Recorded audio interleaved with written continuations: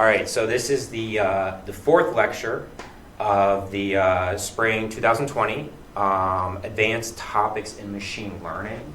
As I said before, but as you can probably guess, I am not Nicholas Zabaris. My name is Nicholas, but I'm Nicholas Geneva. So while Professor Zabaris is traveling, I will be giving the lectures instead. Today we're just going to be continuing discussion on generative Bayesian models for discrete data. So these are data with basically discrete samples. So we have, so we're not really dealing with any sort of continuous functions or something like that. And yeah, we're just going to be talking about a lot of like Bayesian analysis in general and a lot of the big Bayesian ideas, and really why it's a good framework to follow. Okay, so we're just going to go through these first 30 slides relatively quickly, probably about 15 minutes, because I know you've already seen these, but I just want to review.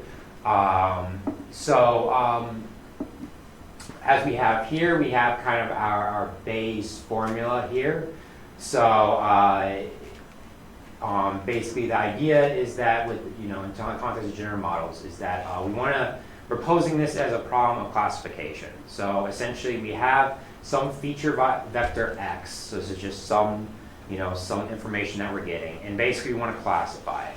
Now obviously this, generative models, they span a lot farther than classification. However, they provide a nice proxy to basically learn and understand the underlying concepts. So, Bayes formula here, so obviously we have the posterior here, and this is proportional to, and we have a likelihood term, and we have a prior. And then basically each one of these are, conditioned on some sort of parameter of the actual model. So to start off, we'll first discuss Bayesian concept learning. So the idea of concept learning is basically this is like binary classification. So we have a set of classes or a set of concepts, and basically we want to find the correct concept, hypothesis, class that best fits our data. So essentially our goal is to basically learn a kind of indicator function. So it's essentially, if I, kind of more of a deep learning aspect, if I have a picture of an orange, is this an orange or is this an apple? It's a yes or no answer. So that's kind of like the ideas that we're, at least the type of models that we're kind of concerned about. So as you guys saw, I'm assuming on Friday, basically our first toy problem will be basically just kind of this really simple number game of essentially if we're given a set of observations, so this is like our feature vector, right? We see a set of observations, a set of numbers. We basically want to guess how were these numbers pulled. So we want to guess essentially a concept, a hypothesis of basically, or more generally kind of like a rule that these numbers were drawn from. So then we can sample more numbers. And then basically we want to ask, essentially, if given a new observation, does this new observation belong with our observed data? So does it come from the same class as our feature vectors? So to set this up, basically we're given a range. So we have a finite range here of just integers between 1 through 100. And basically we're given, like I said, just a set of observations. So, in this example here, just as like a thought example, if we're giving an observation of 16, right? Now, you as a human being, you may incorporate some prior knowledge, right, through basically past experience and whatnot. And essentially, you may think that numbers maybe like 17, maybe 18 are pretty likely to also be in the same class. Or maybe you're also thinking about maybe like 8, right, or maybe 2. So basically what you're doing is that you're trying to think of these basically subsets of our entire feature space from which this observation was possibly sampled from. And basically what we want to do is we want to develop a framework to rigorously basically try to deduce that. So yeah, and as it says here, basically, this is pretty hard to do. Just given one number, it's basically impossible to really make any sense from this, because 16 could be from anything. I mean, you could literally just have a random number generator between 1 and 100. You don't know. So yeah, so basically, you're looking for kind of similarities and patterns.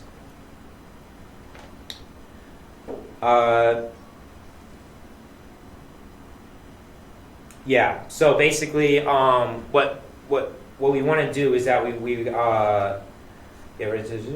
So basically, given a new number, so this is like the idea of given a new number. So we have some data, we have some features, and given a new number, does this new number belong in the same class, the same rule as our features were sampled from? And basically, this is kind of like the predictive. So you can see our x tilde is like our new feature, and then d is like our data. So this is basically a set of integers that we've already seen, and we basically built a model around.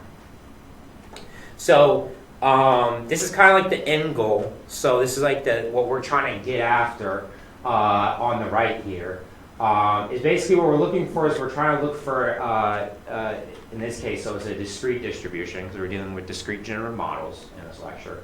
So we're looking at essentially predictive distributions of numbers that we are also likely to see.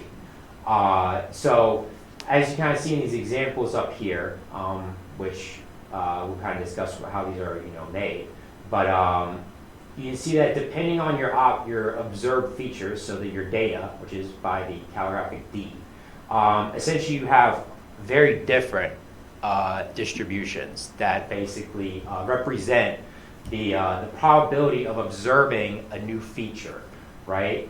So for example, if it's just 16, the probability of us observing another 16 from the model that's been developed here, which is unknown right now, but from this model, is pretty likely. So it's likely we'll observe another 16 because that's all the information we have.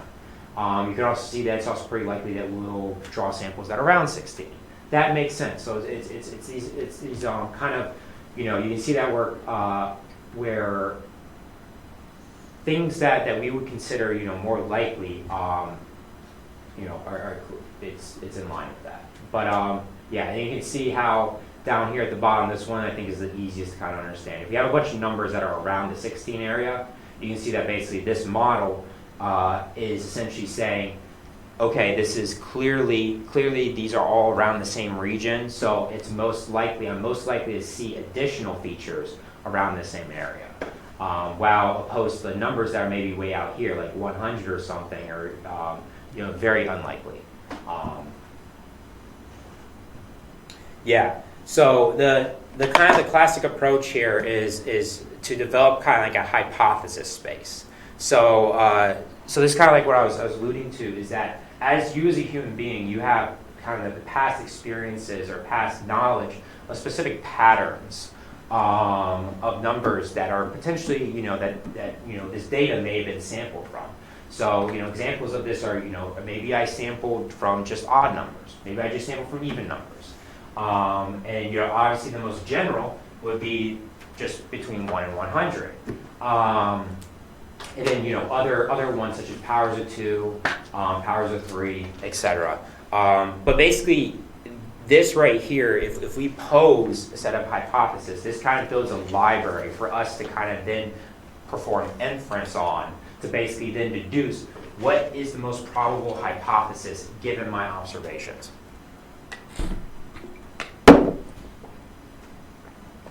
Yeah, so kind of the some more jargon here.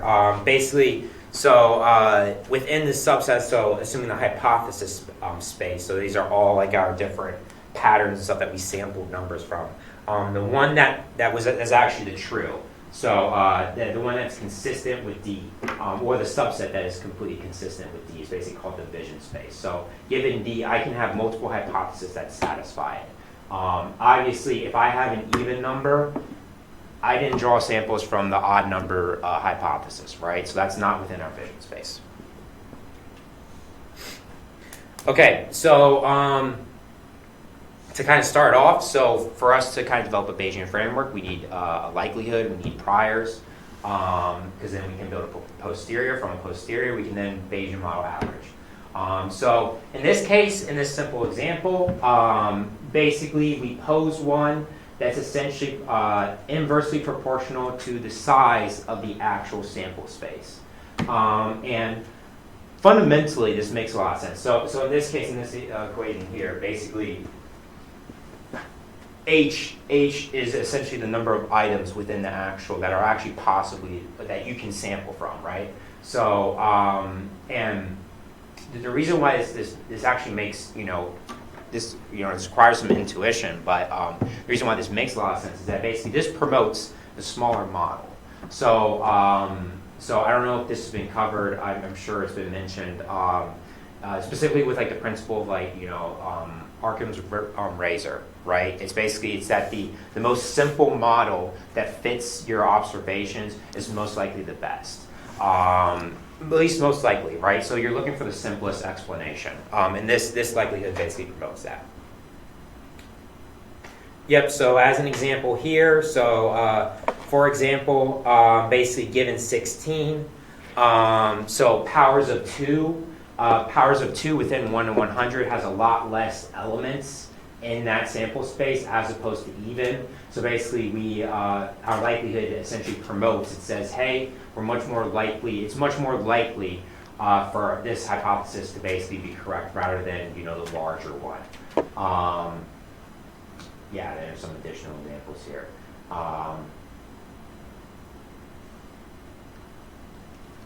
Yeah. Okay, so so we've kind of have a likelihood. So likelihood, kind of promotes a smaller sample space. However, we also need a prior because in Bayesian the prior plays a really important role, especially when when the data is very sparse.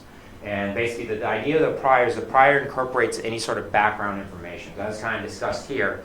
Essentially, depending on, maybe you have some background of what the actual problem is, or you have some background of where you got the data, anything like that, basically you can incorporate that into your prior. So as kind of the examples here, so for example, if this particular data, this data is coming from maybe cholesterol. Basically, you know that these have to fall within certain ranges, or maybe it's IQ. You're not going to expect to sample an IQ of 1,000, right? So essentially, the prior provides a method to encode that data through a probabilistic sense into your actual model. And as it says here, without a prior, really doing learning on small data is basically impossible without overfitting. So this is really when you say like Bayesian really flourishes, it really flourishes in the small observation space where there's a lot of potential observations that are missing. All right, so this right here is basically a Bayes formula, right? So this is the posterior, so hypothesis given the data. This is the likelihood. We have the prior, and down here we have the evidence. So basically it's the summation. So basically this is the P of D. Yeah, and basically, as mentioned here, essentially, as you get more and more and more data, your prior ideally becomes weaker and weaker and weaker. So, so usually there's kind of like a saying of let the data do the talking, right? So if I have a ton of data, just let the model do the discovery. Don't put in your own bias. However, basically in the principle of small data, you have no choice but to put in your prior data, put in your prior bias. So that's kind of like the idea. Basically, for an infinite set of data, basically we eventually converge to kind of like a frequentist setting or like an MLE type setting. Yeah. So so given a posterior here, so the basically the probability of a hypothesis given data. So basically one of the statistical measures of this, the most common, is the MAP estimate, the maximum posterior. estimate. Basically, this is the most probable hypothesis given your data. So it's a point estimate, it's the mode. Now, is this the best thing to do? As you know, no. Do you have to use this sometimes? Yes. So it's always good to kind of keep this in the back of your head. Basically, this estimate here, can provide a lot of insight. And also, it can be a lot better than your MLE. So you can see here that basically this maximum posterior estimate, basically we have the maximum of both our likelihood and our prior. While down here on our MLE, we just have the maximum of our likelihood.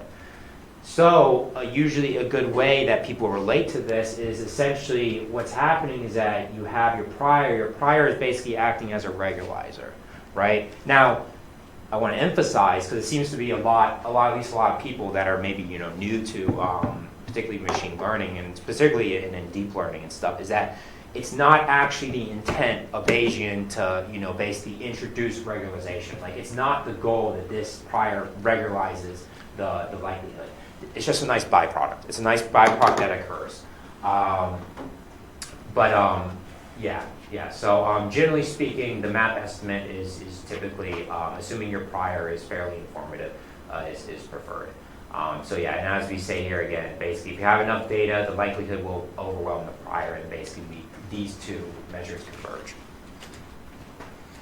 Okay, so figures. I like figures a lot.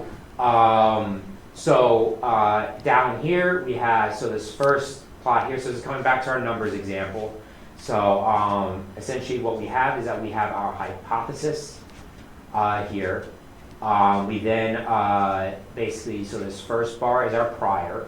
So we can see that essentially what we've done is that we essentially put a uniform weighting over all of our hypothesis on here, which you can see we have multiples of 3, multiples of 4, we have ends in specific digits, powers.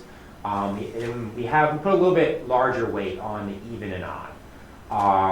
What we didn't have is that we didn't have likelihood. So this is basically the likelihood, so given our observation, right? So this is actually the likelihood of us actually observing 16. So this is essentially just like our vision space, right? So you can see that essentially what's done is that, for example, if we observe 16, we know for a fact that's not coming from a set where it ends in 1, right?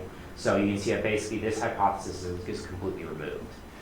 And then, basically combining our prior and our likelihood, we end up with our posterior estimate. So we can see that basically our posterior estimate does indeed vary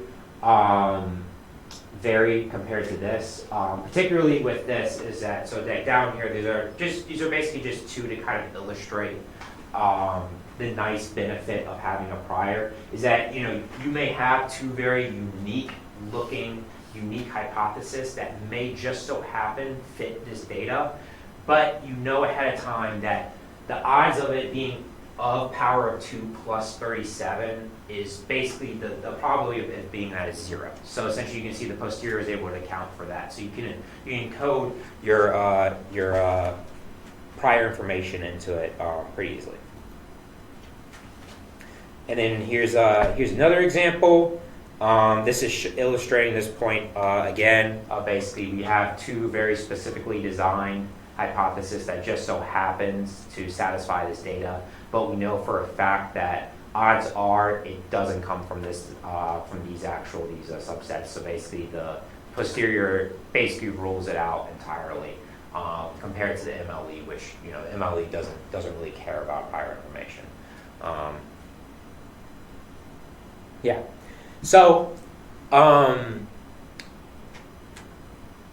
really, in terms of the Bayesian framework, really kind of like the reason why you do Bayesian and the reason and like kind of the end goal, specifically for Bayesian methods, at least in my opinion, and particularly this is also in deep learning, Bayesian deep learning, is that really the goal at the end of the day is to get the predictive distribution, right? So it's not really about the prior. It's not much less about the posterior. much less about the likelihood. It's all about getting the predictive, because the predictive is where you can, well, predict, right? And the beauty of the predictive is that basically it performs Bayesian model averaging. So the idea of Bayesian is that rather than just having a single model, what we have is that we actually have a sample space of models. And essentially what that does for you is that gives you a much more robust estimate of your actual, of basically the predictive here, of predicting new data. So this really helps prevent overfitting, and it helps prevent a lot of the anomalies that you may see in MLE estimates and also math estimates. So basically you kind of see here is that the general idea with the predictive is that what we're doing is that we're doing a summation over, so we have the likelihood, right? So predictive, our new observation given our data, is equal to the summation of the likelihood times the posterior, and it's the summation over your model parameters. In this case, it's H, our hypothesis. So what we're doing is we're marginalizing those out, so they're not existent in the actual predicted distribution. So basically what it's saying is that this is the probability of X given our data irrelevant of the hypothesis, of how we design the model. Doesn't matter, okay? Because basically we marginalize everything else. And of course here it's finite. Traditionally you would see this in like an integral form. So this is kind of like the predictive here. I think it's all kind of discussed for this.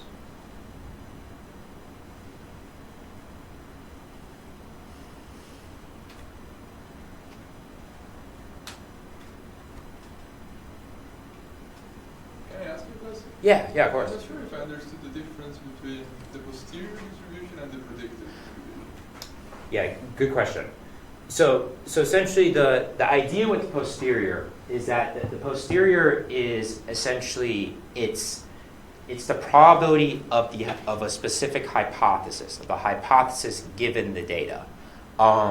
With the predictive is essentially the probability of a new observation given the data. But basically, it's not conditioned on any particular hypothesis. So essentially, the predictive is saying, if I have some data, what is the odds I see this new number, right? The posterior is saying, given this data, what are the odds of this particular hypothesis or this particular class? And obviously the predictive is very closely related to the posterior because it relies on the posterior to basically be derived. Does that make sense? Yeah. Yeah. So which I think we'll see in a couple more slides of how kind of the comparing the predictive versus kind of like a math estimate and stuff like that. So in many cases, so a lot of times in Bayesian, basically we have to do a lot of we have to sometimes do approximations. Actually, a lot of times we have to do approximations. So sometimes what happens is that with a lot of data, basically the posterior essentially kind of becomes a delta function. So the idea here is that essentially we have a ton of data, right? And so we can basically be very confident about which hypothesis this data came from. Okay, so let's say I have 1,000 samples. So I can be super confident what this is. What this means is that essentially we've converged to basically kind of like a map estimate. So the idea is that we can just use the map estimate in our actual predictive distribution to basically simplify the calculation. That's all what this is saying. So yeah, so plug in approximation for the predictivity. But this is only, again, this is really used when you know for a fact that you have enough data such that your posterior has basically really come to a very sharp distribution around one particular hypothesis. If you don't have a lot of data, this really isn't the best thing to do. Okay, so before what we had is that we had a very simple prior, so we kind of had a uniform here. We can do more complex priors if we want to. So this is kind of like it's kind of like a mixing. a mixture of priors. So basically we have one that's kind of like rules. We have specific rules, so maybe like powers of 2, powers of 3, ends in 1, ends in 2. And then we have basically maybe an interval. So this is maybe like an interval between 5 and 10 or something like that, or an interval between plus or minus 5. Something along those lines. Basically, you can build more complex priors. You can encode more prior knowledge into it very easily. And the model just kind of, assuming you can work out the arithmetic and you haven't broken any probability laws, essentially the model will adapt to it. And you can see here basically, so this is like our old predicted distribution here, and then basically this is the new one. So essentially the data is a little bit hard to see probably, but the actual observed data is here on the left. So yeah, so you can see here is that basically for this more complex prior, we're mixing basically a prior on the rules, and we also have a prior on intervals. You can see down here for this one, so basically this is like the data of like 16, 23, 19, and 20. You can see that it makes the interval, so basically it says, these numbers are being sampled from a specific region rather than like, multiples of 2 or something like that. It's much more likely compared to the one over here on this side.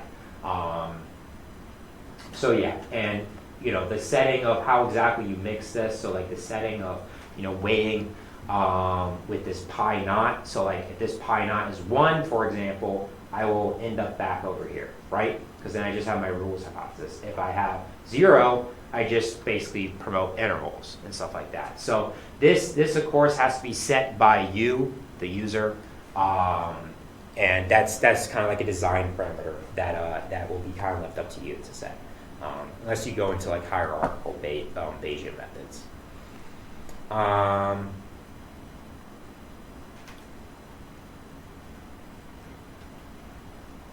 Okay, so continuing, we'll go a little bit faster here.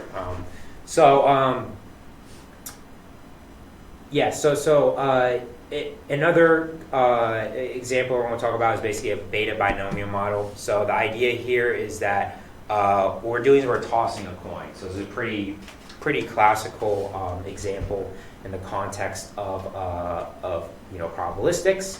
So as mentioned here, our first step with any sort of Bayesian framework is we need to specify likelihood and prior, and then derive our posterior, and from our posterior we can get the predicted distribution.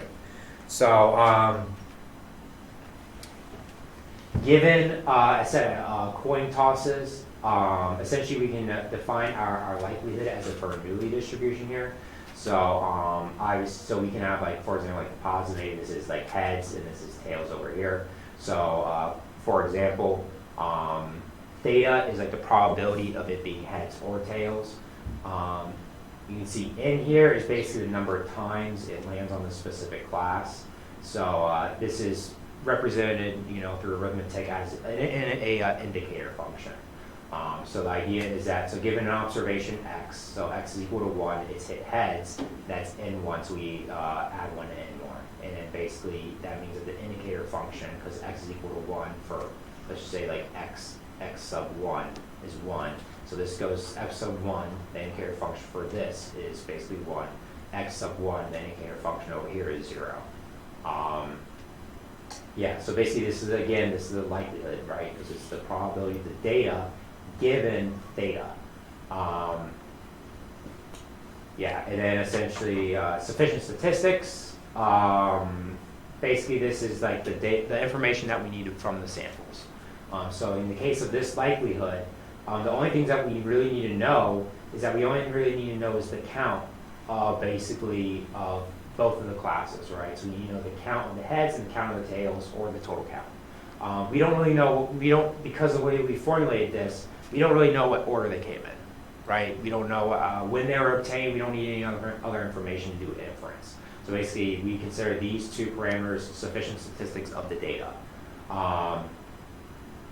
So yeah, and we can make this kind of more complex. So basically, now we're looking for specific counts of heads. So basically, if we observe a fixed amount of heads, it basically becomes a binomial distribution here, which is basically like similar like a Bernoulli, but now we have basically this n choose k. out in front. It's kind of like a normalizing factor. Yeah, I don't want to talk too much about this. All right, so conjugate priors. So given a likelihood, we now can choose a prior. A great thing to do if you're doing kind of any sort of Bayesian analysis is pick a conjugate prior. The idea of a conjugate prior is that a conjugate prior times a likelihood results in a posterior that is of the same form as the conjugate prior. I'm not sure if Dr. Zabaris has mentioned this to you yet, but Wikipedia has a great table of basically listing likelihoods and priors and if what they're conjugate to. It's fantastic. During the homework, it's like it's central tool. I really recommend it. Yeah. So let's see here. Yeah. So in the case of the Bernoulli distribution, it just so happens that a conjugate prior is the beta distribution, which is basically given here. So it's kind of proportional to this quantity here. And the idea of our priors that we're doing is we're modeling. So right, our likelihood is basically modeling the probability of our data. Then our prior is basically modeling the probability of the theta, so the hyperparameter in our likelihood. So what this is actually doing is it's saying what is the probability of the fairness of our coin. So what is the probability of it being 50%, or maybe it's 60 heads, 40 tails, or something like that. So that's kind of what the prior is doing. It's representing the probability of bias in our actual coin. Yeah. So we had our likelihood here, and we have our prior. So our prior was in a beta distribution. Our likelihood was the binomial distribution. Combine them together. Because they're just exponents, things are very easy. But basically, you end up with a beta posterior here. So you see the posterior is the probability of, basically, this is the hyperparameter. So this is like the fairness of our coin. Given our data, is essentially equal to a beta distribution, the quantities here. Yeah, and you can see the effects of adding in the prior is that basically, so originally in our likelihood, so let me go back a couple slides. So originally in our likelihood, we basically just had the counts, the original counts for our observations, right? So now what's happened is that in our posterior, once we've added in our prior, basically now we have these additional parameters here that are basically kind of modifying our final distribution. And basically, these can be represented as pseudo counts. Basically, you're adding in additional like kind of fake observations, but these are basically depending on your strength of the prior. You can then basically encode, more data, or like say, like, if this is really likely to be a fair coin, basically you can really influence the posterior to basically kind of really support that. So here's an example of when we say like a strong prior versus kind of more of a weak prior. A weak prior here is something that's much more uniform. It spans a much larger region. You guys have ever heard of, like, in terms of completely uninformative priors, if you guys ever heard of Jeffrey's prior, which is basically just a constant, it's just a constant value. But yeah, so in terms of weak priors, the closer you get to uniform, basically the less informative and like the less strong it is. Compared to over here, where maybe we have a shift in the actual density of the prior distribution. So we're able to kind of influence the posterior, which is in blue here, a lot more. So you can see kind of the shift between this likelihood and then this posterior is a little bit less than this one. However, that being said, we still let the data, right? We still let the data through the likelihood do a lot of the talking, because we have quite a bit of it here. So beta distribution, these are just some definitions that you could just easily pull up on Wikipedia. Basically, map estimate is simply the mode. And you can compare this to the MLE estimate, right? And again, this is kind of like what I was alluding to, or what I talked about earlier, is that the introduction of the prior, essentially what you're doing is that you're adding in these additional observations into your into particularly the map estimate. You can see here that actually if we use a uniform prior, so in this case when A and B is equal to 1, basically we actually reduce all the way back to the MLE. So basically if we say we have no prior intuition, like we have no knowledge, the Bayesian model just basically automatically adjusts, which is very nice. Yeah, so that's a nice little side effect.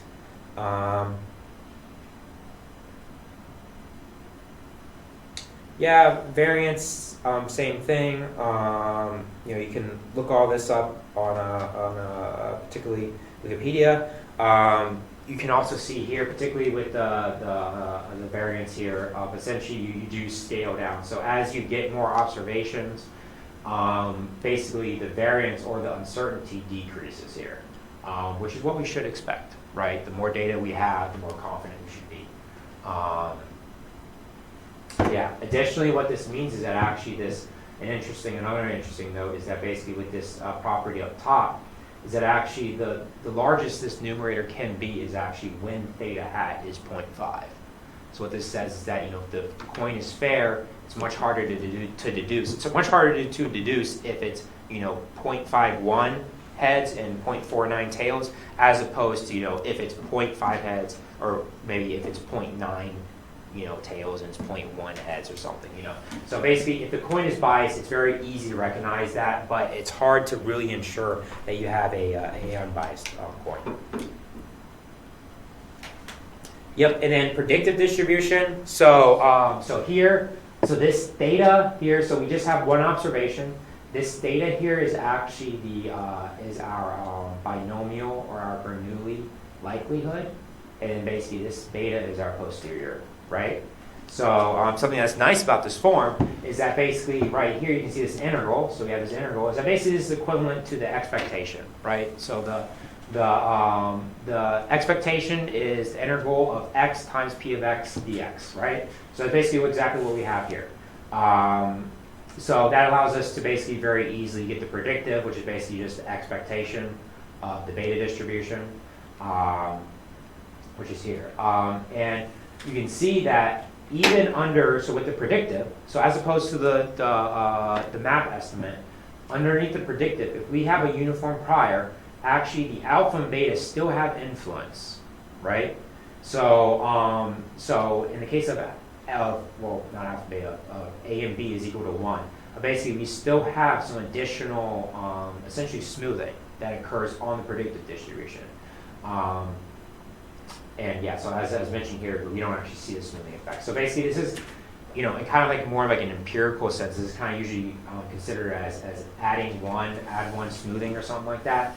But in terms of Bayesian, this just happens, this happens naturally, and it happens through a rigorous manner rather than just kind of like, throwing numbers at some data and just try to, smooth their data behave. And basically, you can kind of interpret this, this is accounting for potential observations that we haven't seen, which is important.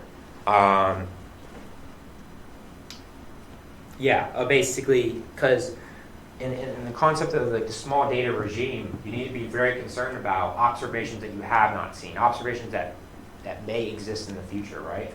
So the idea is that, if we toss a coin and we get 3 heads, right? Or maybe we just toss a coin, 2 times and we get 2 heads.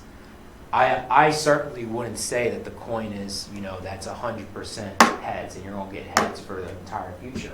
But if you do MLE on that, that's what you're going to get, right? So the idea with the predictive is that the predictive says, hey, no, wait a minute, like hold up, right? We need to account for things that we may see. We need to account for other potential options in the future. So basically, even if n1 is 0, we will still have a probability specifically for x is equal to 1 here. So we won't get 0 and we won't get basically a trivial solution. We won't get stuck. So yeah, so this is kind of known as the black swan paradox. So it's the idea of like this super rare, and particularly this is very important for rare event problems. So basically, some super rare event may exist, but odds are I observed it are very unlikely. So, like obviously this has a lot of very, very important implications, in real world problems.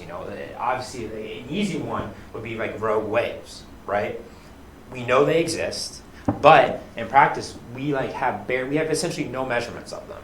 So it's like, how can we predict something that we basically have essentially no data on? And the answer is that you have to model it kind of through a Bayesian framework, and let the prior basically influence the actual, your probabilities through the predictive. And then basically, so this slide is essentially you can extend this coin flipping model to basically to predicting basically multiple heads. So like you can predict, multiple. I'll see 10 heads in like the next 20 flips or something like that. You can extend that through basically now having kind of like this binomial distribution, this binomial likelihood, so there's just kind of like a extension slide. Okay, and then finally, what we have is that we have a couple figures. Basically kind of illustrating the difference between the predictive of using basically the full predictive versus basically a plug-in predictive. So you remember the plug-in predictive uses the map estimate. So basically we find the maximum. So in this case we find the map. So this is like the map, the fairness of the coin that maximizes for our data. And the key takeaway here, so this is like the full marginal versus the point estimate, is basically the full marginal, so basically averaging over all potential thetas from our sample from our posterior, is that we have heavier tails here. So heavier tails means that we have kind of like a larger, it's have like this larger support region of the actual distribution. So you can see down here at 7, it's a little bit higher. And basically that's because instead of just taking just a single point, we're averaging over basically what we consider all possible models. So, and basically this, having the larger tails can help basically avoid and minimize the risk of basically overfitting and also the black swan paradox. Okay. All right, so up next, so another kind of problem that we're going to look at, particularly, so this is for the Dirichlet multinomial model. Kind of the working example that we'll be looking at is essentially given a observed dice rolls D with so we have D dice rolls and we have basically a set of just observations, and basically what we're trying to do is that we're trying to figure out, what is the probability that the next time we roll will be a certain number. So what this requires us, so our likelihood here is probability data given theta. So theta is the probability of hitting each face. So if this is like a 6-sided die and it's a fair die, basically, this is like 1/6, right? If it's an unfair die, then things are different. But basically, this should essentially sum to 1. And then once again, similar to like our last example, this nk is basically a indicator function. So essentially, if this specific feature, from our data hits class K or face K, this is 1 for that specific sample. Otherwise, it's 0. So basically, nk is the number of times we've seen so for a 6-sided die, the number of times we've seen 1, number of times we've seen 2, and then all the way up to 6. And again, nk is basically the sufficient statistics. So this likelihood is basically multinomial. Again, there's actually I believe there's a constant out here. I believe it's like a choose constant to keep this an actual probability. But in terms of optimization and things that we're concerned about, we're only really concerned about this component. So again, Bayesian framework, we want to conjugate prior because that makes sure that our actual posterior is a distribution that has that basically, if our posterior distribution, if we know the form of it, then that makes our lives a lot easier because we already know all the statistics of it because we can go look all that stuff up, right? So, so basically what we have is that we have a vector. So each one of these, right? So theta, each one of these are basically the probability of hitting a specific face. So if we have a 6-sided die, we have 6 of these. If we have a 3-sided die, we have 3. If we have 2, like a coin, then we have 2. So basically, we need a probability distribution that spans that kind of that region, and basically one that does it is basically the Dirichlet distribution, which yeah. So we need a prior that supports the simplex. So the Dirichlet distribution can basically represent kind of like this you know, this n or this k long vector of probabilities, and yeah, and to be honest, this distribution is actually very, very unique, and you'll see it probably pop up again. Particularly, it's used and it plays a core role in kind of like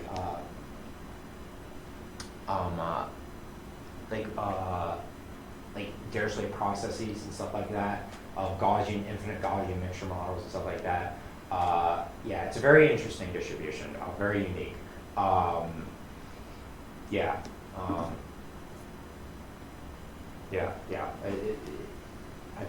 I've had trouble for a long time wrapping my head around this precise distribution and getting kind of like, you know, all the details. But yeah. So basically, it looks essentially like this down here. So we have Dirichlet. Basically, what we're doing is that this is the prior.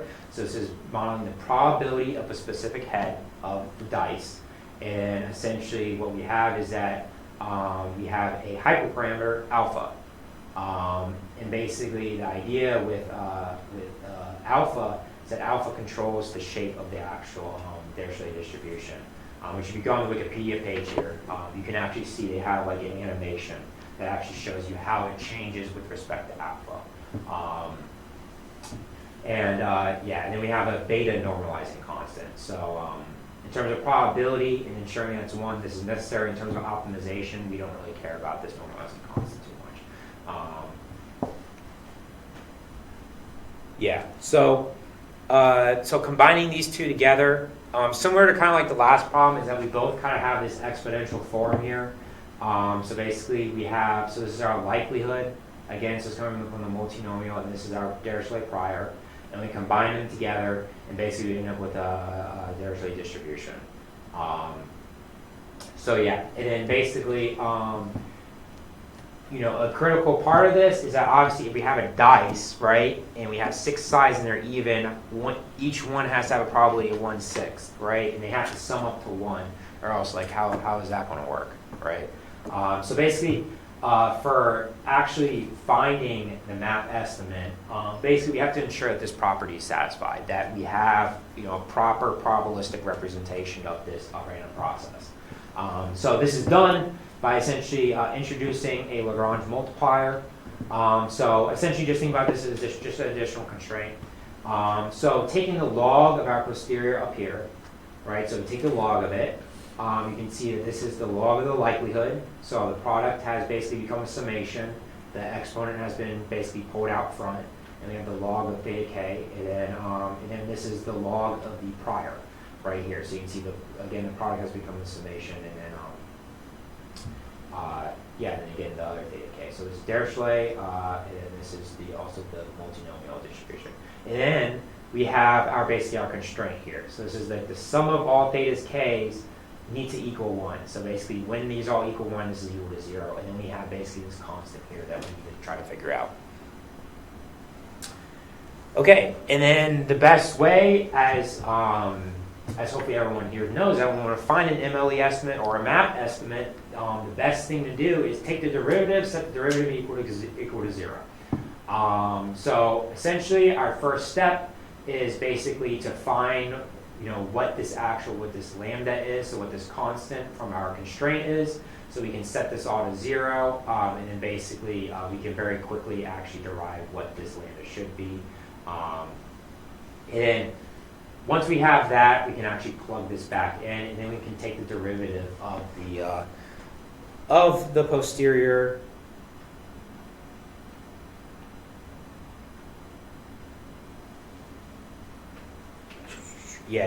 So we take the derivative of the posterior with respect to theta now. So before we took the derivative, we took the derivative with respect to lambda. So so now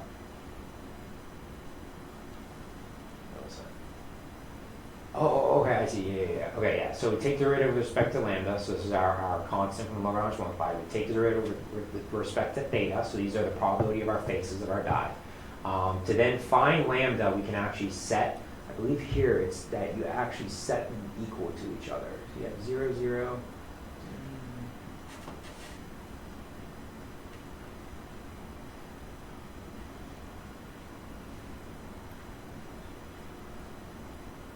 Oh, no. Yeah, you can just solve from there. Yeah, so basically you can then solve. So you have two equations, two unknowns. So you can basically solve for lambda. And then on the next, once you have lambda, you can then solve for your theta here. So this is basically the probability of a specific face, basically as follows. So you can see that here we have the total number of observations. So this is like if I roll a die, how many rolls did I do? And in NK, this is the number of hits that I saw on a specific face. And then what we have is that we have these additional parameters here, which are basically coming from our Dirichlet distribution. And basically these are once again can be used to help smooth or help regularize the actual map estimate.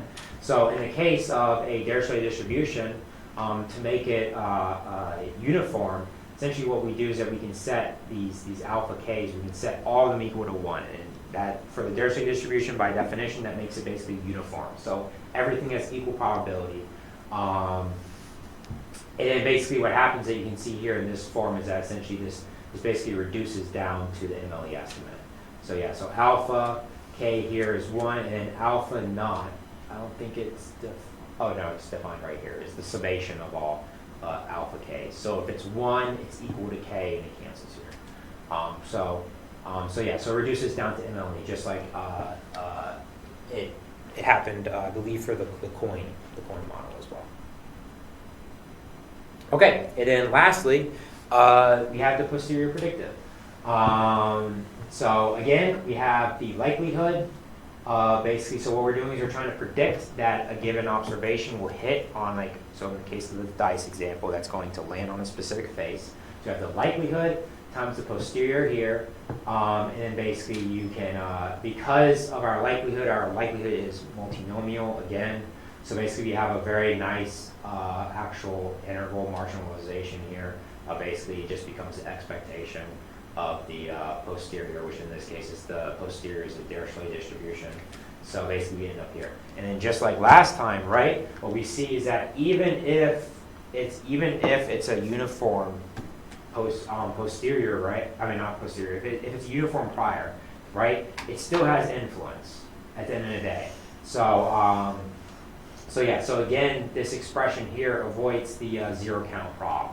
And yeah, as is mentioned down here, this is kind of Bayesian smoothing. So for example, if we assign a uniform prior, so completely uninformative prior, for a particular count, this here is still 1 over, and then basically the total number of classes. So in case of a die, this is 1 over 6. So it's like, so regardless, even if I don't observe, if I roll a die 3 times, and then maybe I don't observe a 6, I can still have, the probability of me getting a 6 is not 0, right? It's like 1 over 9. So yeah, so that's again, kind of the Bayesian way, kind of being pretty nice in a small data regime. So another example of kind of a little bit more or less toy example is kind of like document or bag of words. This is like for word prediction, although very fundamental way of doing it. So probably like the most straightforward way to do kind of predictions of sentences and stuff is through kind of bag of words methods. And the idea here is that what we do is that we have a dictionary of words. Each one of these are assigned an index, a unique index. So you can see here, basically, for this for this little poem here, basically we have this following dictionary of words. And so U and K represents like the end of the sentence or end of the, I guess it's comma in this case. So basically a punctuation mark. And yeah, and essentially what we can see is that, it's pretty simple. So we have the token corresponding 1 to Mary, 2 to Lamb, 3 to Little, all the way down. And so essentially for each one, what we have is that we have the token and we have the corresponding count. So for example, Mary occurs twice in this paragraph. So we have another one, so we have 2, we have 4 here, and all the way down here. So the idea is that what we're trying to do is we're trying to build a model to basically predict words that we would then see in maybe the following sentence, right? Yeah, so using kind of like the same model that we just kind of discussed. Basically, we can see that using our actual predicted distribution, so you can see here, if you remember, it's up here actually. So this right here, this is the predictive, right? So this is the integral of the likelihood times the prior, which is just so happens is the expectation. And then basically this is the final form of the predictive from 2 slides ago. And essentially we can see that, so in this case, we just set a uniform, right? The Dirichlet distribution is just uniform if it's just 1. Essentially, we have this 1 over 10 factor here, because we have 10 words that we have in our dictionary, and we have 1 from our actual prior. So you can see that even though, on our previous slide, that for some of the words here in our little word bank, that basically for some of the words we have 0 counts, right? We have 0 for black, and we also have 0 counts of rain, 0 big. That actually the likelihood of these are basically not 0. Basically, we still have, albeit very small, but what we're accounting for is that those could potentially happen. And then we can see from this very simple model that essentially the most likely words here are basically lamb, little, and then basically punctuation marks, so commas. And these are the most likely words that we would expect to see in the following sentences.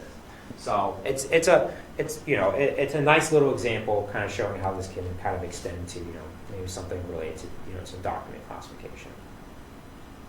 Okay. Another kind of interesting. This is kind of like an interesting sidetrack here. It's kind of Bayesian analysis of the uniform distribution. So this isn't really talked about on the slides, but kind of like the way to set this up is like let's envision here like we're in like a city or something like that, right? And this is like the example given, right here, by Kevin Murphy in his book. But basically, the idea is that I'm waiting in, like, let's say New York City, and basically I see a taxi. And what I want to do is I want to model the probability of basically what is the time that I'll see the next taxi, right? So obviously in that case is that I would say, okay, odds are I could see the taxi, in less time. Right? Maybe I waited 10 minutes, or maybe I waited 5 minutes, right? And I saw one taxi. And, so maybe I'll see the next taxi, in 2 minutes, right? That's reasonable. But what's also reasonable is that I'll also see the next taxi maybe in 10 minutes, right? So the question is, how exactly can we develop a model that can kind of account for that? So if we kind of consider a uniform distribution, right?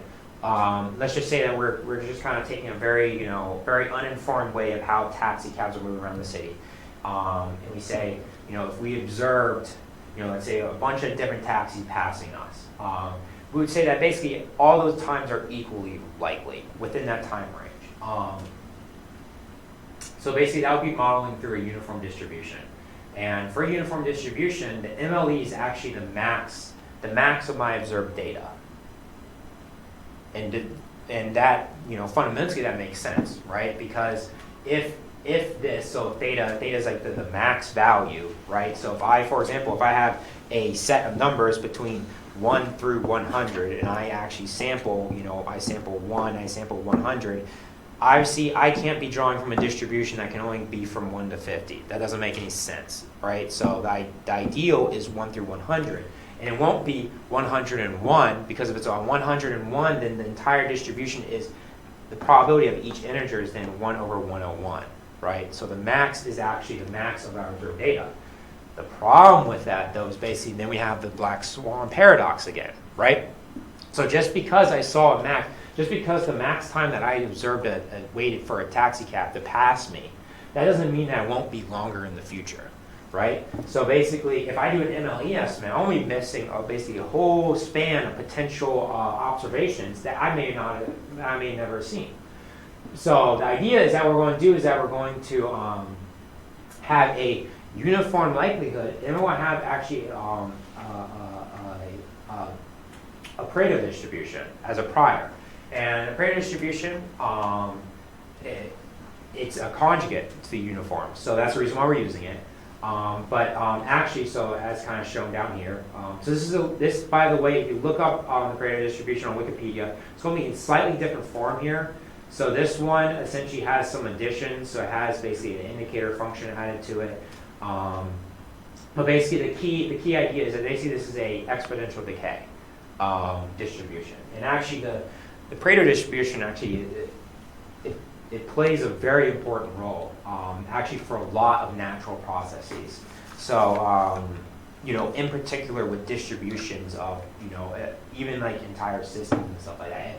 I tend to think if you want to get really depressed, you can think about the Pareto distribution, because it's like if you look at how wealth is distributed around the world, Pareto distribution, number of citations on your papers, Pareto distribution, right? So basically the idea is that only the 0.01%, they will have the majority of the citations, while my papers will have none. Great. But anyway, what I'm saying is that this is a very relevant distribution to a lot of things.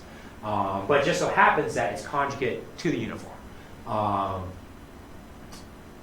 Yeah, so basically what's kind of going on here is that the idea is that the idea of this B term. So what this Pareto distribution is, again, it's a prior on theta. So so theta is like the max value of the uniform distribution, right? So basically, in terms of the Pareto distribution, it has two hyperparameters. One is B, other one's K. K is kind of like a shape, so it adjusts the shape of the actual decay because it's up here in kind of the exponent term. So obviously higher the K, sharper the decay. And then B actually determines where the Pareto distribution starts. So basically, with the indicator function, the Pareto distribution is basically 0 up until B, until basically it jumps and then it decays down. So basically you can throttle the beginning of the actual distribution by using this B value. So on Wikipedia, I think you'll just see that I believe B is just, I guess it's just 0 something, and K is, that doesn't make sense. Yeah, I don't know. Last time I checked Wikipedia, I don't think B is actually, this indicator function isn't actually there. But yeah, this is a nice extension of it. So basically, combining these two, so to derive our posterior, so this is kind of working through the math to actually derive the posterior. So if you remember posterior, so posterior is P of theta given D is equal to, and by Bayes' rule, right, it's equal to P of theta given, P of D given theta times P of theta all over P of D, right here. Right. So the joint here, this is basically the likelihood times the prior. So basically what you can see is that you have the Pareto distribution, and what we have is that we have this addition of this n, right? What is this n? This n is from the uniform distribution, right? So basically if I have n observations of data, right? Each one of those has 1 over theta probability, right? Make sense? So that's where this n is coming from. So this gives us basically the top. This is the numerator of Bayes' rule, right? For the denominator, what we have to do is that we need to marginalize out theta. We have to get P of D. And then this divided by this will give us our posterior, right? So, so this is where things kind of get a little bit more tricky. Although arithmetic is pretty easy, but basically, what happens is that because we have this indicator function here, basically now what this becomes a basically kind of like a switch. So essentially, theta, it's either in terms of this distribution of basically the indicator function, it's either given by the maximum value of seen in our data, right, or it's given by B. So, for example, going back to the numbers between 1 and 100 example, right? So, for example, if B is 50, right, I don't want my indicator function to still be 50 if I've observed 90 in my data. I want to switch that. So basically, so what I do is I push the Pareto distribution down to the end of the uniform distribution. So that's essentially what it's doing here. So basically what that means, though, is that we have to essentially treat two cases. So you have to treat one case of where basically our B, so from our Pareto distribution, our hyperparameter, is essentially greater than the max observation in our data, or we have basically our max observation in our data is actually greater than our original hyperparameter. So basically these two cases, even though the math is fundamentally the same, it's just what comes down to like what simplifications you can make. So for example, you know, if B is the larger value here in the indicator function, clearly, you know, this theta is then B from our Pareto distribution. And basically we can simplify. So you can actually just plug in B for M and you can do the simplification. But in the case that it's M, basically everything kind of changes. So yeah, so basically, end of the story is that you just need to account for these two cases. Yep, and then as I said, is that finally for our posterior is the joint. So this is again, the likelihood times the prior. So the likelihood is the probability of D given theta times the probability of theta divided by the evidence here. So by simply just taking, you know, our evidence and then also our joint and just working out the arithmetic, basically we end up with the following. And again, we have two different cases here, which are based upon, again, if our hyperparameter from the Pareto distribution, if that is able to encompass all of our observations, or if we have an observation that's larger, and we need to adjust. So yeah, so basically we have kind of like two different cases here. But at the end of the day, what happens is that we end up with another Pareto distribution. So yeah, so again, conjugate prior. Yeah, so just as kind of like an example here. So basically a non-informative prior, prior here. Essentially, B and K go to 0. And then given an observation D is equal to 100. So, like, you know, again, this is maybe, these are just sampling random numbers. Or in the case of the taxi cab problem, these are maybe I waited 100 seconds. Basically, you can see that from our actual, from our predictive, so yes, this is a predictive, sorry. Predictive because it's P of X given D, so we did the marginal, just like we've done before. So essentially plugging in these very simple values, right? Basically what we can see is that for numbers, for like the probability of seeing a taxi cab or sampling a number below 100 is basically 1 over 2n, which is 100.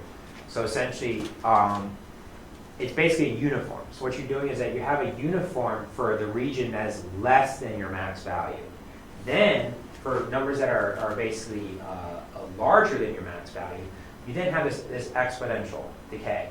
So, so the idea is that, you know, if you're looking at the actual distribution, is that you actually have a flat line until you hit your max value, and then you decay out. So again, what this is doing is that, you know, we're accounting for, we have a uniform distribution for the region that we know that we've observed data for. But for the region that is basically far out, particularly this region, we have an exponential decay. So we're still able to account for it. Granted, the probability is a lot less, but we're still able to actually account for the potential of seeing numbers that are greater than 100, of waiting longer for that taxi cab, which is really nice. Okay, and then since we only have a couple minutes left, we'll just kind of start this, and then we'll finish this up, and then we'll start the next lecture on Thursday. So the next model that we'll be talking about is a pretty classical one. It's the naive Bayes classifier, which spans, you know, with like a lot of these, you know, in terms of like the range of applications, you know, it's very large. But yeah, so the idea here is that, as you know, it's a classifier. So essentially, what we're trying to do is that we're trying to classify vectors with discrete value features. So basically, we have a feature vector that's maybe, you know, it has k number of, you know, it's k dimensions. So we have k different numerics associated with it, and we have D. D is the number. No, D is the number of features. Yeah, values for each feature, and then D is the number of actual observations that we have. Yeah. So in order to kind of model this and say, you know, given this feature vector, what class does it belong to? You know, so this can be, you know, in terms of like an actual practical problem, you know, we can go back to kind of the document example of basically, if I have a feature vector, a bag of words that are, you know, certain values, what is the probability that this belongs to a specific class? So if I, you know, process an entire research paper, what is the probability that, you know, that this belongs in this journal, or, you know, it belongs in, you know, Journal of Fluid Mechanics versus Journal of Computational Physics versus, you know, Journal of, you know, Physics Review E or something like that. So it's essentially, that's kind of like the goal. And basically the simplest approach is basically to assume that the features are conditionally independent of given the class label. What this means is that, what we're saying is that the features basically have no sort of connection with the actual class that it's in, and that in itself is really like it's a huge limitation by us saying that. So what it allows us to basically write the probability of our actual feature vector for a given class is basically equal to a product of every single feature. So we have basically, so in this feature vector we have d different features here. Basically, it's just equal to the product. So basically, we're saying that each one of these features are basically, you know, conditionally independent. But in reality, that's not really what happens in practice, right? Because like you can easily imagine, you know, for example, if our actual feature vector, if each one of these this is like for a paragraph, and each one of these is a word. Clearly, these have very rich conditional dependence on things that happened previous in the paragraph and things that happened previous sentences. And by doing this, and we're assuming conditional independence, we're losing a lot of that potential descriptiveness. However, we use this because it's simple. That's the reality of this situation. That basically it's simple and allows us, and you know, and in practice, it's able to actually model it fairly well. So as I said here, the Bayes model is fairly unreasonable. However, in practice, it tends to work typically well. Additionally, the model is simple in terms of parameter complexity.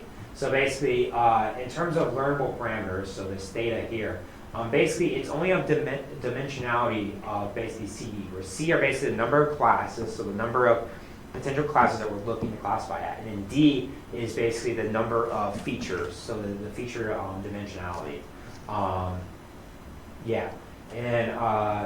basically because it's so simple, it's relatively immune to overfitting. So again, if you have a really complex model, it's going to be much more likely to overfit versus the simple one. So naive Bayes tends to be pretty good in terms of avoiding that because it's so simple.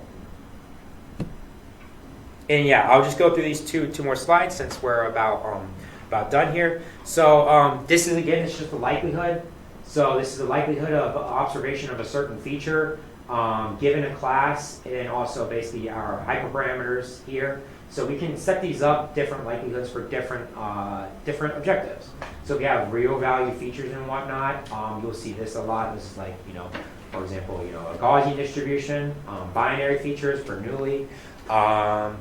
And then basically if you have sort of categories, like what we dealt with before, if you have specific, classes that you need to fit into, you can also do kind of this multinuclear categorical distribution. But clearly, what we want to do is that we want to develop an actual full Bayesian framework. So we don't want to just do MLE on this. We would instead prefer to basically develop a posterior, and from that basically figure out how to derive a predictive distribution. So we can basically predict the odds of seeing new features are.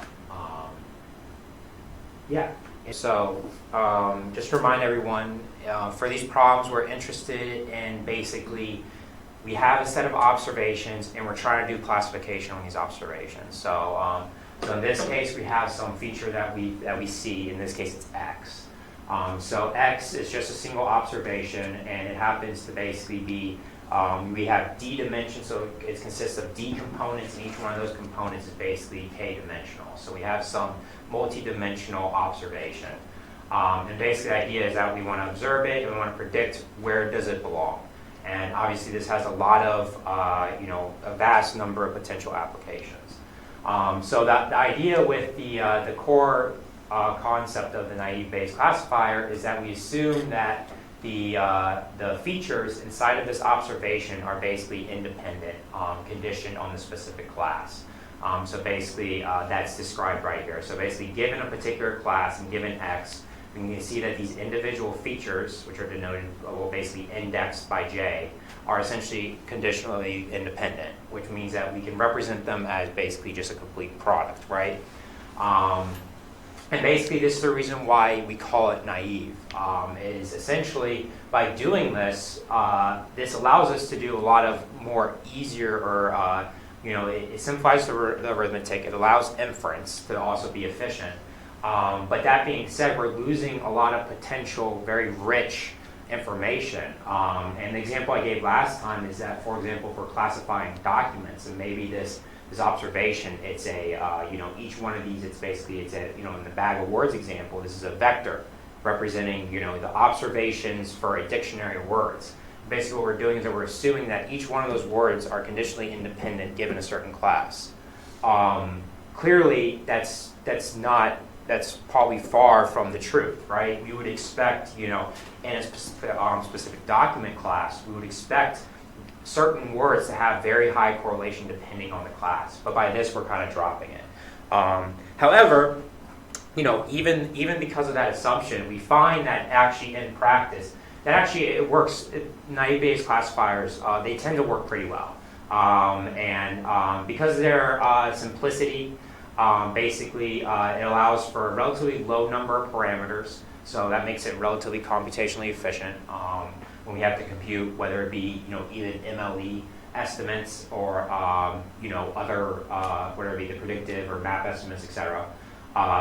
And also because it's simple, it's relatively immune to overfitting. So more complex models to become susceptible to overfitting. So keeping it simple can have some natural implicit benefits. So we kind of touched on this last time very briefly. So in terms of like the likelihood here, so likelihood of the naive Bayes classifier, which is the probability of your observation given a certain class. Basically, we can formulate different likelihoods depending on our actual data. So this is a very versatile framework. Even though we do very relatively toy problems in this class, we can easily extend a lot of these examples to some very real world problems, and they have been. You can go see a lot of the linked literature in these presentations to go see some some more complex examples.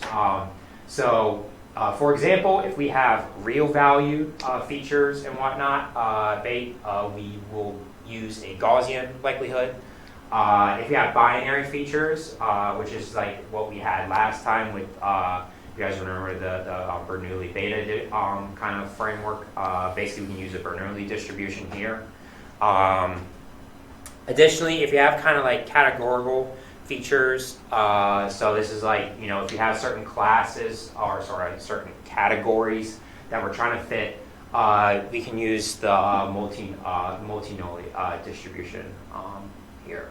So basically, the more of these two slides is that you can really design this how you want, and that's really kind of the beauty of also the Bayesian framework. That's it's very flexible. So then regarding the training of this, so obviously each one of these, you'll notice that each one of these likelihoods, we have a set of hyperparameters. So obviously we need to figure out what are these hyperparameters, because that allows us to do inference. So regarding the training of these models, so basically finding this actual theta, or these, in this case, depending on your likelihood, this mu. Basically, so training it refers to finding these estimates of these model parameters, of these hyperparameters. So in the case of a single data case, so we just have a single vector here, so we just have a single observation, and we're trying to figure out what is the ideal parameters for this model. Essentially, the MLE is very simple. Basically, here we have kind of the joint. So we have the joint of essentially the observation, and we also have the class that we're interested in. So now we have two components here. So we have one. This is basically kind of like the probability of that specific class. Okay, so the way you can interpret this is almost like a mixing parameter. So we have in C amount different classes, we can basically, if we believe one class is more likely than the other, then this can be reflected in this model. And then we also have the original likelihood from the naive Bayes formulation here, which is the conditionally independent part. So in terms of expressing each one of these, we're expressing again this particular distribution here as essentially a set of mixing parameters pi, and then these are essentially turned on and off by again an indicator function. So what this indicator function here is saying, hey, is yi this specific class? If it's this specific class, turn on this mixing parameter. If not, shut it off. It's 0. Same deal with the actual likelihood over here. So again, we have an indicator function 1 or 0. So basically, this is turning on and off the respective likelihood. So each one of these. So we have a theta. We have a theta for each feature and each class. Again, these are basically C is the number of classes, D is the number of features. So this theta is a C times D basically matrix. That's kind of described here. And then usually when optimizing for MLE, we take the log, so log of the joint in this case. So this is just basically the log of this guy up here. You can see that the products have turned into summations. And then at this point, we can take the derivative and set it equal to 0. So basically, and these proofs were given earlier. The MLE ends up, the mixing coefficient is essentially very straightforward. So this is the number of the classes that we've seen, so the number of our observations that lie in a certain class over the total number of observations. That's very straightforward, right? So it's like similar to like the die. If I roll a die, so many times, what is the probability each side? Well, it's the number I've hit each side divided by the total count. So this is standard MLE, what we would expect from an MLE estimate. And then for this case, let's just take essentially a very simple a very simple implementation of this likelihood. So we're just going to assume that we have some binary features. So we have a set of ones and zeros. And in this case, what we're going to do is we're going to assume that this is a likelihood, that our conditional likelihood is basically a Bernoulli. So this means that we just have one hyperparameter. So we don't like this one kind of describes a coin flip. So we just have one hyperparameter, which is theta. And we can see that the theta, so this is theta ij. So again, j is the index of the feature in the feature vector, right? And then c is the index of the class. So this bold theta is essentially, it's again a d times c matrix of parameters. So you can see that this one's estimated in the MLE estimate is also very similar, which is, this is exactly just like what we saw earlier last lecture with the coin flipping example. Of basically, what we end up with is for a particular feature in a particular class, the MLE estimate is essentially the number of hits that we have for this particular feature in this particular class over the total number of observations in that specific class. So again, this is what we would expect from an MLE estimate. It's a very empirical type of result. So here's kind of an example of taken from Kevin Murphy of basically this is showing two classes. So basically, I have two document classes here. And this is showing basically, so we have features. So this is again kind of like, so words. So again, the bag of words model. So down here on the bottom, these are basically the word indexes. So if you remember last time with like the poem, so we had a dictionary of words, and each one has a unique index. And basically, what this is showing is it's showing the MLE estimate of the resulting of basically the theta. So this is kind of like the theta here of each one of these parameters for this specific class. And you can see here that actually we have some particular ones that are essentially really, the probability of them is very high. And basically this corresponds to a very specific word, subject. So it just so happens in these two document classes that subject just appears in them, very frequently. And obviously, in this case, if it's a probability of 1, this is very clearly overfitting. But we know that MLE is very susceptible to that. And you can from the estimates, if you have an observation on a specific word that occurs essentially in every single document, and it's always there, that it will basically result in a probability of 1. The same can also be said if it doesn't exist, right? So this is the black swan paradox. Essentially, if a word doesn't exist, it can have a probability of 0. And that's also a problem because sometimes we haven't observed everything. But so essentially, if we say that, okay, this word, the probability is 0, that's problematic in terms of doing a prediction.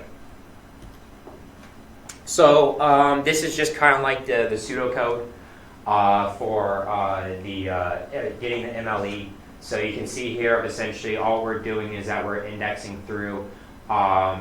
Basically, here this is like the I believe this is the class index. Yeah, so class. So the specific class. So this is the class. So so the number in each class is here NC, and then basically here D. So D is the number of features, right? So so you can see here, but essentially all it is to do the MLE is to basically you do a for loop through each class, and then for each class you check each feature and you say, hey, is this feature active? Okay, great, add it here, and then once you get all of these, so then you have D times C of these variables here, you can then basically compute your MLE estimates at the very end. So it's just basically 2 for loops. So pretty simple. All right. So as we know, generally, if you haven't kind of gotten the general pattern here, it's that we're usually not satisfied with MLE. So the idea is that we want to push this to a Bayesian framework by introducing a prior on our parameters, so our parameters theta, and the idea here is that this will help prevent overfitting and help regularize the solution, and we can get some better predictions. So in this case, we actually have two parameters. So basically both data, it consists of the pi. So this is our mixing parameter, right, for each class. And we also have the theta. So we're still in the binary features, right? So this theta is in the Bernoulli distribution, which I've seen, well, yeah, it's similar to this. Yeah. So basically, to put a prior on these two parameters, we assign a Dirichlet prior on pi, and we also assign a beta prior on the Bernoulli. So if you remember from the coin flipping case earlier in the lecture, for this particular for the Bernoulli likelihood, the beta prior is actually conjugate. So we know that the posterior will end up also being beta, and that's nice. That's actually down here. So that's nice because then we can very easily find, expectation, variance, the mode, stuff like that. Yeah. So as if you remember from last time, usually it's often with the beta distribution, basically sign, alpha beta is equal to 1. So basically this is basically like a uniform. What is a uniform? And what that does, that results on the predictive distribution, is that this adds that +1 smoothing. So we end up with kind of like an additional parameter on the actual predictive that accounts for potentially unseen observations. Factor likelihood, again, this is our likelihood here. So this is, again, the likelihood is probably the data given our model parameters. So again, we have the mixing term, and then we have the Bernoulli likelihood here. So you can see each one of these thetas we're trying to assign a prior to, right? Which the priors are essentially given up here. So you can also see just kind of by looking at them, right? You can see that the design of the prior was very intentional, because we can see that both of these have very similar mathematical forms. So the combination will be very easy. But that being said, because we know for a fact that's conjugate, we don't have to worry about that. We can just go to Wikipedia, look at the table, and be like, okay, these are my new hyperparameters, my posterior, job's done. So the arithmetics here, combine them together, so boom, boom, and essentially we end up with a posterior on the mixing parameter, that is a Dirichlet distribution, and then we also end up with a posterior on these thetas. So this is the likelihood of each feature existing in a specific class is a beta distribution. Basically now what this allows us to do is allows us to have some additional control over the estimates of these. We have the posterior, so the next step is to essentially compute a predictive distribution, as always. So the predictive distribution is the marginal, basically the likelihood times the posterior, right? So the idea is that we're going to marginalize out the model parameters. So we're essentially averaging over all possible models, right? Bayesian model averaging. So that's kind of illustrated down here in the yellow box. So you can see, so the categorical likelihood here, so that's just basically, your pi with your indicator function. And then the posterior here is the Dirichlet distribution from the previous slide. And then here, again, we have our Bernoulli likelihood, and we have our posterior, which is a beta posterior. And then we have an integral for each. And you can see that, sorry, this is 59. Yeah. So you can see here that actually this is really kind of like, you can imagine that if we didn't take the naive Bayes assumption, right, this marginalization would have been much more difficult, because essentially, because each one of these are independent, we're able to actually put the marginal inside of the product. Imagine if we had the marginal outside the product and we had basically correlations between specific classes. Basically, this marginal would end up basically being a lot more complex. So this is kind of like, the simplicity of the naive Bayes classifier allows for this inference to happen, and allows for it to happen, to a significantly easier degree than if we didn't make the conditional independence assumption. So this may be a little bit hard to remember, but basically last time, this was basically with regards to the multinomial and the Dirichlet model. Basically, it ends up that with the predictive, that the predictive is the combination of the MLE of the likelihood with the expected value of the prior. That's what this is basically what's referring to. So we discussed this before, that this just so happens. If you work out the arithmetic, it will be the same. But for the sake of time, we're just kind of jumping. So basically we know from our past experience with the multinomial Dirichlet model, and then also the Beta-Bernoulli model of essentially what exactly that it ends up the predictive value should be. So you can see here essentially the predictive for a particular class given a new observation and the data, right? So the data is there because we've trained these parameters, right? So the data exists in these parameters. And then basically for each one of these, you see the bar. So this bar is basically represented by in this case, it's the posterior mean of the Dirichlet distribution is the posterior mean of the beta.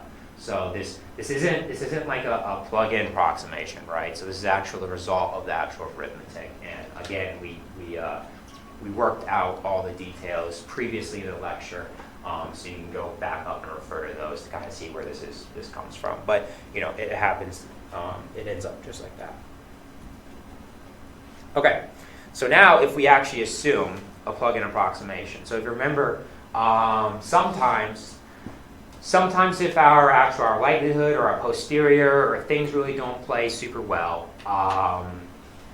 sometimes we can actually, or computing the marginal can be really expensive, and sometimes it's not worth it. Additionally, if we have a lot of data, right, so you've had a ton of data and stuff like that, our posterior will actually end up going to a delta function. So essentially, if we have infinite data, we will know exactly what our model parameters should be, right? So in this case, this is so in the case of non-infinite data, basically we can use a plug-in approximation. The idea is that instead of marginalizing, we simply take the MLE estimate of our model parameters or our map estimate of our model parameters, and we just plug them into our likelihood. And that's our predictive. So we say, in the case of MLE, what is the likeliest parameter for the likelihood given the data? And we say, okay, that's our model. In case of the map estimate, we say, okay, what is the most probable parameter to maximize our posterior? Okay, that's our estimate into the likelihood. That's our predictive. Done. So obviously this has, this isn't as good as actually marginalizing over all model parameters as we've seen. So if you remember, there's actually some plots that showed that if you actually do the marginalization, you get some heavier tails. You're able to be a little bit more robust. But in some cases, it's easier just to do this. So yeah, as it says here, basically, as you would guess, is that it's preferred that we use the map estimate rather than the MLE, because we know the map has the prior attached to it, and the prior can help regularize things. So that means that anything that basically a parameter coming from the posterior is going to be less susceptible to overfitting, and that's ideal, especially when data is pretty sparse. Okay, so basically to compute the predictive, so you can see here basically what is the probability of a certain class given an X, and theta are like our model parameters. So here essentially, think about this. This could be like your map estimate or something like that. Essentially, we need to compute the following, and this is basically Bayes' rule here.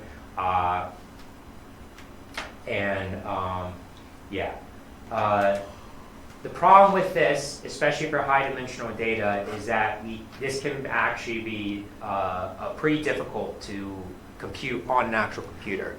And the reason for that, and this is something that you need to be mindful of when dealing with really high-dimensional data, is that essentially as data increases, for a specific element or specific feature in that vector, your feature vector, the probability decreases and decreases and decreases, right? Because now I have, a ton of features.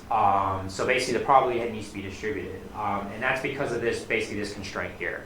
So it's saying over all of our features, given a certain class or certain y, essentially these need to all add up to 1, right? So the idea is that for infinite features, we should be able to recover a probability of 1 for a certain class. Kind of intuitively that makes sense. But what that means is that for one particular feature, that the probability, or one particular class, that basically the probability of it can be really low. So what that means is that I can end up with some very low numbers down here, which can cause this basically blow up. So as we usually do, rather than dealing with the actual, the explicit equation, what we do is we take the log of it. And we operate on it in log space, and then we back out of it. So this is just like with MLE. So rather than with dealing with the actual likelihood, what we do instead is we take the log of it, that simplifies things, simplifies the arithmetic, and then everything's fine and dandy. So this is kind of what it's talking about, is that when computing such quantities, that it's beneficial to actually take the log of the entire equation here. So that's kind of like what this is showing. So it's like the log of the actual predictive, and then basically BC here is the log of the numerator, and this is the log of the denominator, which is, it's a little bit more tricky because we have a summation inside of here, so we can't, it's not a product, so we can't actually pull it out or anything. So there's some additional tricks here. I'm not going to go into too much detail because, again, this is just with, this is actual implementation into like an actual, MATLAB script or Python script or something like that. However, these are all very relevant because basically if you don't do these tricks, what you'll end up is that you'll end up with, sometimes your program will just randomly, implode on itself, and you're like, what is going on? So the idea here is that with this summation, it's essentially you can, rather than basically, so the idea is that if you have large values for this BC term here, is that you can basically normalize them. So you can pull out basically kind of like a constant outside of here, and that can usually help stabilize the actual computation. So there's just a little bit of a very arithmetic trick. There's some additional details in the MATLAB code that is linked here. But so this is the log sum exponential trick, which is commonly used for such calculations. All right, so this is just kind of like the pseudocode of what we discussed. So the idea is that we have some loops here. So we have some classes, we have some features, we have some data, and essentially if it's turned, so you can see, so this is basically if the feature, in our vector that is d long, so a feature j is basically 1 for our specific class. Basically, this is like the joint, or I guess in this case is like the likelihood here. So you can see we have the plug-in approximation. So we have a plug-in likelihood. This is basically kind of like the plug-in approximation of predictive. So this is like the Bernoulli. So you can see if it's 1, we're in that specific class. So by the Bernoulli distribution, it's just theta. And if we're not in that class, it's 1 minus. And then basically this is doing the summation of the top.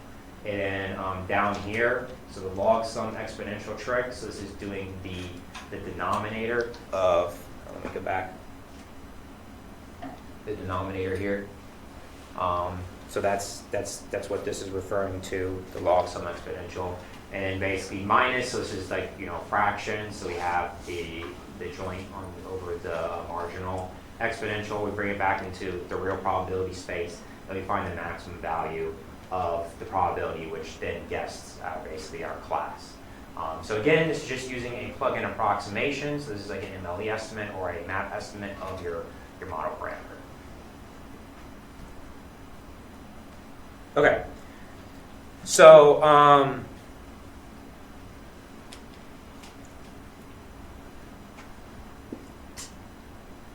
Again, when things become high dimensional, we tend to face a lot more problems.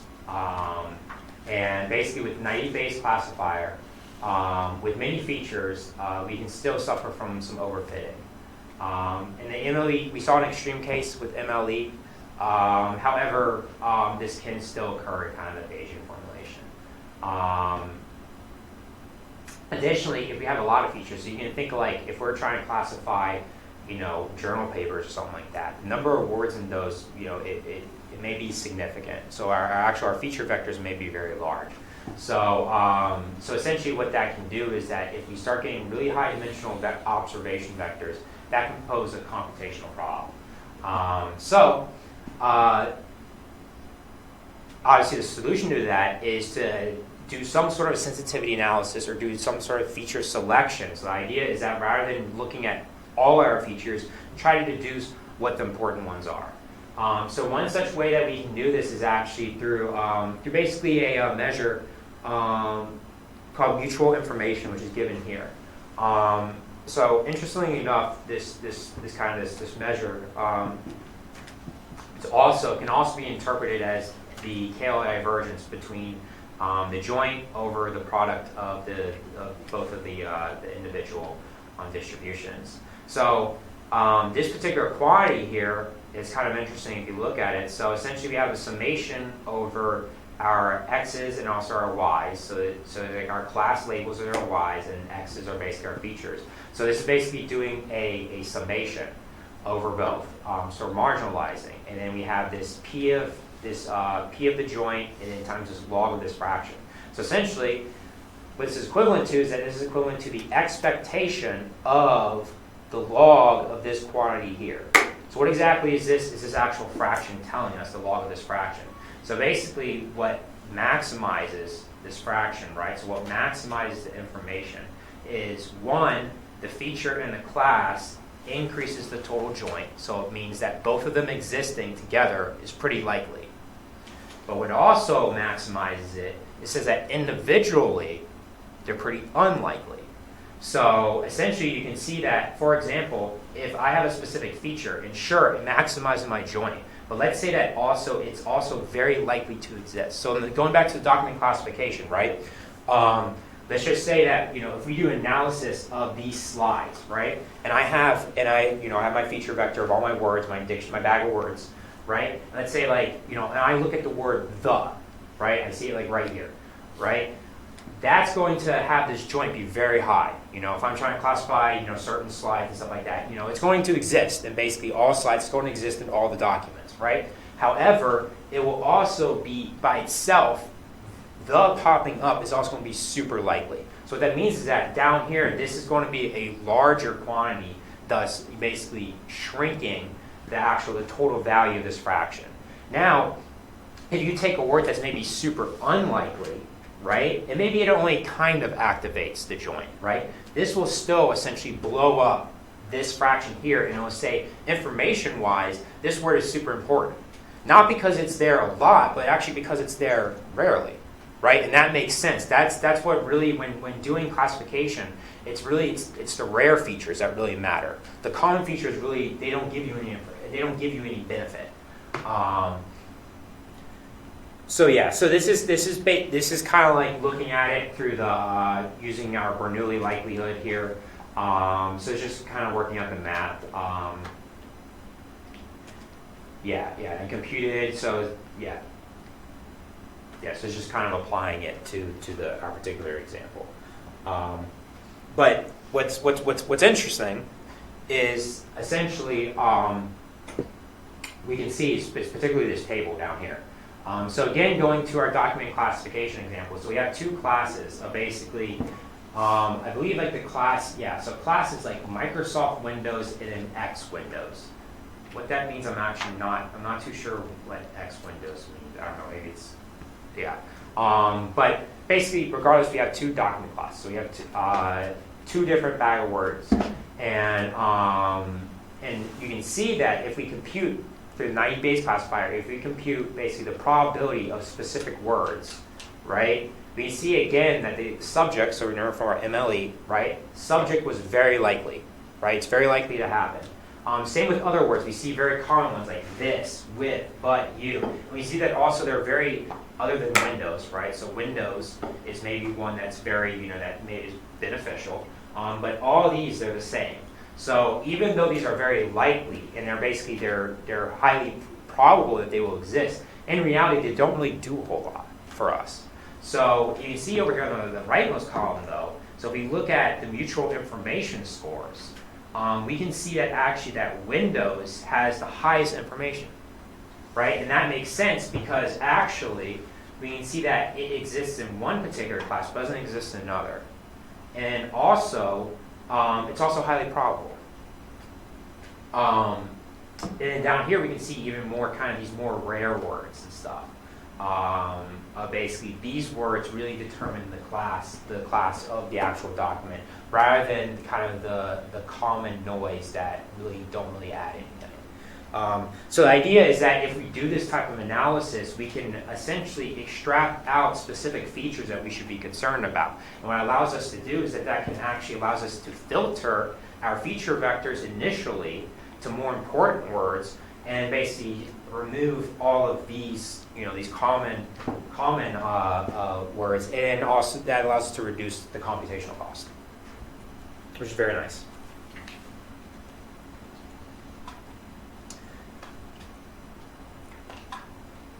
Okay, so this is kind of like what we were talking about. So with the bag of words, so basically we can with the naive Bayes classifier, we can approach this in different ways. So the most simple way is like what we're talking about is a binary feature, right? So this is basically we have a dictionary of words. So we have like let's just say like n words or something like that. And basically it's just a sequence of ones and zeros. Was this word in this document? Yes or no? The problem with that is that we're ignoring the number of times that the word occurs in the document. So we're losing information by encoding it into our feature vector. So we can kind of improve that by taking more of a multinomial approach. So basically now instead of just having on and off, we now have kind of like n choose k. So we can have a specific number of occurrences that the word. And obviously this allows us to access a lot more information regarding the document. And again, with the naive Bayes classifier, this is just by changing the likelihood of it. We can now account for that information. Now, an interesting phenomena that occurs is basically within a specific document. Basically, you have what's been kind of referred to as word burstness.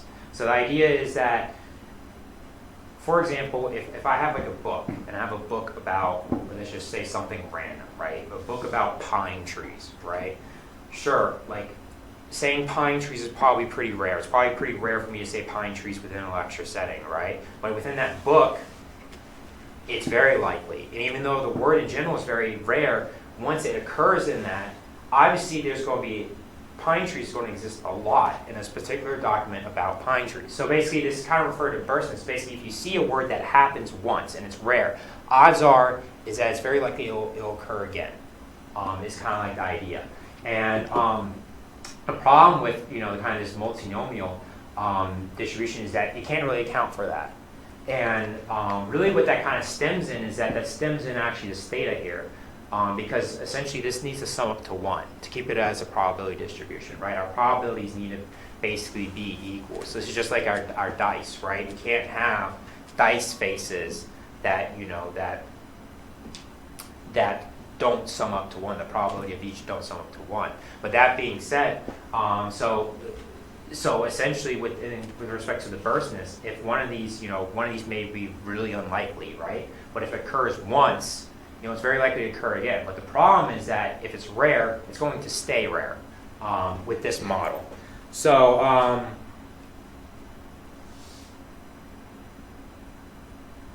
so this is again touching on this. So basically, the idea is that the rare words influence the classification. So it's kind of like the rare data matters, not the common data.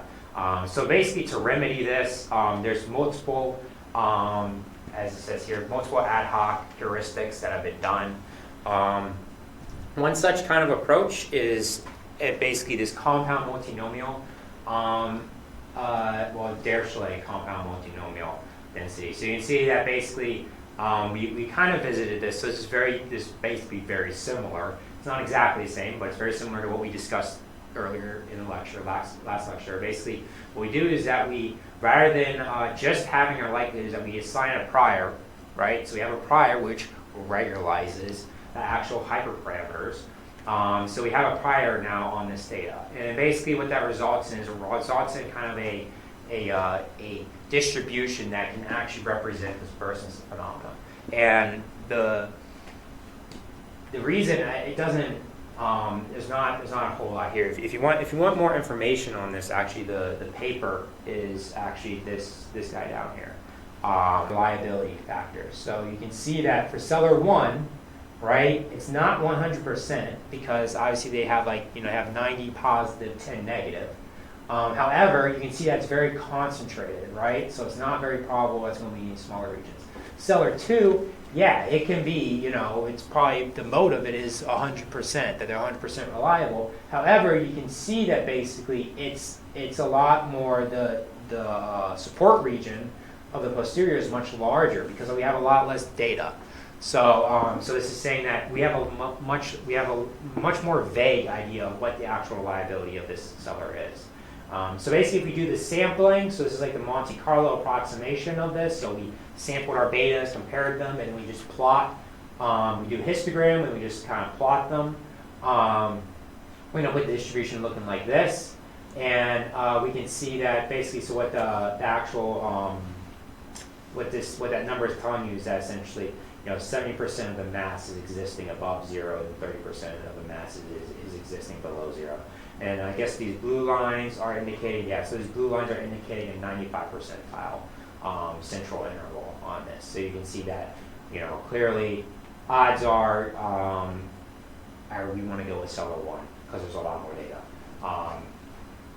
Which if we went with just like an MLE estimate, we would have taken Celler 2, which would have been interesting.